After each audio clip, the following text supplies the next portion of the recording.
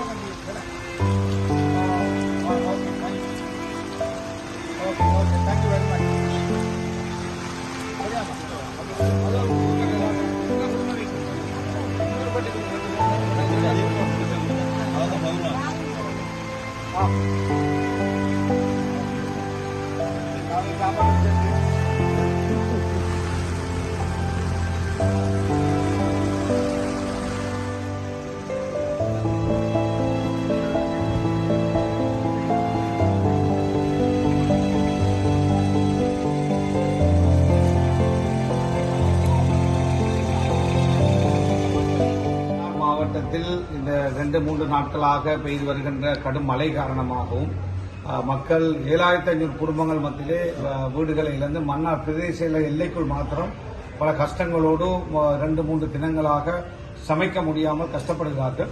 இது சம்பந்தமாக அரசாங்க அதிபரையும் சந்தித்து மக்களையும் சந்தித்து பேசினோம். டிசாஸ்டர் மேனேஜ்மெண்ட் டைரக்டர் ஜெனரலோடும் தொலைபேசியிலே பேசி அதேபோல அதுக்கு பொறுப்பான நிதிக்கு பொறுப்பான மேலதிக செயலாளருடன் பேசி இந்த மக்களுக்கு அவசரமான உணவுகளை வழங்குவதற்கும் சமைத்த உணவுகளை 3 நாட்களுக்கு வழங்குவதற்கும் அதேபோல டெலிகேஷன் வழங்குவதற்கான ஏற்பாட்டை செய்வதோடு இந்த தண்ணீரை ஓட விடுவதற்கான ஏற்பாடுகளை பிரதேச செயலகம் பிரதேச செயலாளர் அதேபோல ஆர்டிஏ ஆர்ஜிடி போன்ற அமைப்புகளை இணைத்துக் கொண்டு இந்த பணிகளை செய்யுமாறு அரசாங்க அதிபரிடத்திலே வேண்டுகோள் விடுத்தோம். அதேபோல அவர்களும் அந்த பணிகளை செய்து வருகிறார்கள். அந்த பணிகளை முன்னெடுப்பதற்கு தேவையான நிதி வசதிகளை வழங்குமாறு அரசாங்கத்திடத்திலும் எழுத்து மூலமாகவும் நேரடியாக தொலைபேசியிலும் நான் வேண்டியிருக்கின்றேன்.